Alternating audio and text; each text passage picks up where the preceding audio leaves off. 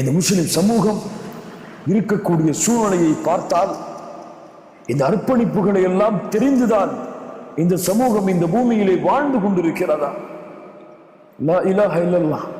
பாவங்களையும் குற்றங்களையும் அல்லாஹ் தடுத்த காரியங்களை சர்வ சாதாரணமாக செய்யக்கூடிய சமூகமாகத்தான் நம்முடைய சமூகம் இப்போது வாழ்ந்து கொண்டிருக்கிறது. அல்லாஹ் ரப்புல் ஆலமீன் சஹாபாக்களுக்கு இஸ்லாமை ஏற்ற அந்த முதல் காலத்திலே மதுவை அல்லாஹ் குடிப்பதற்கு தடை விதிக்கவில்லை. மதுவை அல்லாஹ் குடிப்பதற்கு தடை விதிக்கவில்லை. ஒரே ஒரு வசனம் இறங்குகிறது. அல்லாஹ் ரப்புல் ஆலமீனுடைய தினம் மதுவை தடை செய்து விட்டார். லா இலாஹ இல்லல்லாஹ் வசனம் இறங்கிய மாத்திரத்திலேயே மதுவை குடித்துக் கொண்டிருந்த அந்த தோழர்கள் அப்படியே அதை கக்கிறார்கள். மது பாட்டில்களை உடைத்தார்கள். அல்லாஹ்வின் மீது சத்தியமிட்டார்கள், இதற்கு மேல் மதுவின் பக்கம் நாங்கள் நெருங்க மாட்டோம். யாரோ ஆனால் மது ஹராம் என்று தெரிந்தும் எத்தனை முஸ்லிம்கள் மது குடிக்கிறார்கள், போதை தரக்கூடிய பொருட்கள் உட்கொள்கிறார்கள், ஹராம். சிகரெட் எத்துணை முஸ்லிம்களிடத்திலே சர்வ சாதாரண பழக்கம் இது. உங்களை நீங்களே முட்டாளாக்கி கொள்ளாதீர்கள். அல்லாஹ் ரப்புல் ஆலமீன் தடை செய்த பாவம் அது. ஒவ்வொரு நாளும் 25,000க்கும் மேற்பட்ட உயிர்களை கொல்லக்கூடிய கொடிய பாவம் சிகரெட். லா இலாஹ இல்லல்லாஹ். யோசித்து பாருங்கள் கண்ணியத்துக்குரியவர்கள், அந்த சிகரெட்டுடைய பேக்கிலே என்ன எழுதப்பட்டிருக்கிறது? ஸ்மோக்கிங் கில்ஸ், உங்களை இது கொன்றுவிடும் என்று தயாரித்தவர்களை உறுதியாக கூறிய பிறகும் ஹராமாக்கப்பட்ட சமூகம் சர்வ சாதாரணமாக அதை கொடுக்கிறது. கண்ணியத்துக்குரியவர்கள், என்ன கேவலம் பாருங்கள். ஹம்சா இப்னு அப்துல் முத்தலிப் எதற்காக ஷஹீதாக்கப்பட்டார்கள்? உங்களுக்காக, எனக்காக.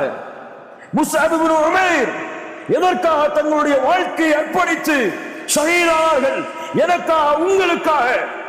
ஆனால் எம்மால் ஒரு சிறிய அர்ப்பணிப்பை கூட செய்ய முடியல. சிகரெட்டை விடுவாங்களா இந்த முஸ்லிம்கள் இதற்காக? இல்ல, மாஷா அல்லாஹ், இன்ஷா அல்லாஹ், இன்ஷா அல்லாஹ் இருந்தால் இன்ஷா அல்லாஹ். லா இலாஹ இல்லல்லாஹ். இன்னும் எத்துணை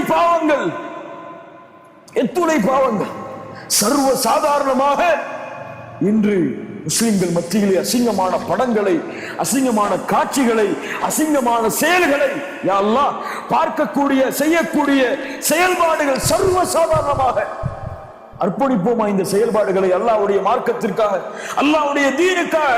அல்லாஹ் எமக்கு கட்டளையிட்டான் என்ற ஒரே காரணத்திற்காக.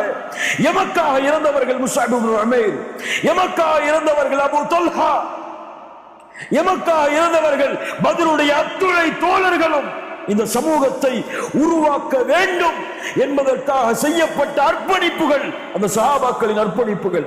தீன் அல்ல, அது சாதாரண அர்ப்பணிப்புகள் அல்ல. இந்த சமூகம் சுத்தமானதாக, தூய்மையானதாக உருவாக வேண்டும் என்ற எண்ணத்திலே செய்யப்பட்ட அர்ப்பணிப்புகள் தான் பத்ருடைய போர்க்களத்திலே சஹாபாக்களுடைய உயிரிழப்பு, உஹதுடைய போர்க்களத்திலே சஹாபாக்களுடைய உயிரிழப்பு. லா இலாஹ இல்லல்லாஹ், லா இலாஹ இல்லல்லாஹ். எம்மால் காலை ஃபஜ்ருடைய தொழுகைக்காக தூக்கத்தை கூட அர்ப்பணம் செய்ய முடியாது. சஹாபாக்கள் எப்படி அல்லாஹ்வுடைய கட்டளைக்காக எதை இழக்க வேண்டும்? குடும்பமா, உறவா, சந்தோஷமா, மகிழ்ச்சியா, செல்வமா, எதை இழக்க வேண்டும் யா அல்லாஹ் இழக்க தயார். ஆனால் எங்களால் ஃபஜ்ருடைய தொழுகைக்காக ஒரு தூக்கத்தை இழக்க முடியாது. என்ன கேவலம் பாருங்க, என்ன நஷ்டம் பாருங்க. லா இலாஹ இல்லல்லாஹ். உங்களுடைய உடம்பை பலசாலியாக மாற்றுவதல்ல வீரம். 400 கிலோ 500 கிலோ அதை தூக்கி கொண்டு உங்க உடலை பலசாலியா மாற்றுறதில்ல வீரம். காலை ஃபஜ்ருடைய தொழுகைக்காக நீங்கள் மேலே போட்டிருக்கக்கூடிய அந்த போர்வையை கலட்டக்கூடியவன் தான் வீரன். இன்ஷா அல்லாஹ், இன்ஷா அல்லாஹ் உறுதி எடுப்போம். என்ன பாவத்தை இதுவரை அல்லாஹ் தடுத்ததற்கு பிறகும், இசையாக இருக்கலாம், சினிமாவாக இருக்கலாம், சிகரெட்டாக இருக்கலாம், தவறான காட்சிகளை செயல்களை செய்யக்கூடிய பாவமாக இருக்கலாம், தொழுகையை அலட்சியப்படுத்தக்கூடிய ஜமாத்துடைய தொழுகைகளை பள்ளியிலே சென்று தொழக்கூடிய அந்த செயல்பாடுகளை அலட்சியப்படுத்தக்கூடிய எந்த காரியமாக இருக்கலாம், இந்த நிமிடம் யா அல்லாஹ் விடுகிறேன் இன்ஷா அல்லாஹ், இன்ஷா அல்லாஹ். எந்த கட்டளை அல்லாஹ் தடுத்திருந்தாலும் அதை விட்டு விலகி எல்லாவற்றையும் உனக்காக அர்ப்பணிக்கிறேன் யா அல்லாஹ். குல் இன்ன ஸலாத்தி வ நுஸ்கி வ மஹ்யாய வ மமாத்தி லில்லாஹி ரப்பில் ஆலமீன். என் வாழ்க்கை, என் தொழுகை, என் அறுத்து பலியிடக்கூடிய வணக்க வழிபாடு, என் வாழ்வு மரணம் அனைத்தும் இந்த உலகத்தை படைத்து ஆளக்கூடிய ரப்புல் ஆலமீனுக்காக. அல்லாஹ் சொல்கிறான், குல், சொல்லுங்கள் இந்த வார்த்தையை. அர்ப்பணிப்போம் கண்ணியத்துக்குரியவர்கள். செய்த பாவங்களை விட்டு விலகி அல்லாஹ்வை நோக்கி திரும்புவோம். செய்த பாவங்களை அல்லாஹ்விற்காக அர்ப்பணிப்போம். செய்து கொண்டிருக்கக்கூடிய பாவங்களை அல்லாஹ்வுடைய தீனுக்காக எம்மை போர்க்களத்திலே கலந்து கொண்டு போராடுங்கள். சஹாபாக்களை போன்று என்று சொல்லவில்லை, நீங்கள் செய்யுங்கள் அர்ப்பணிப்பை அவர்களை போன்று.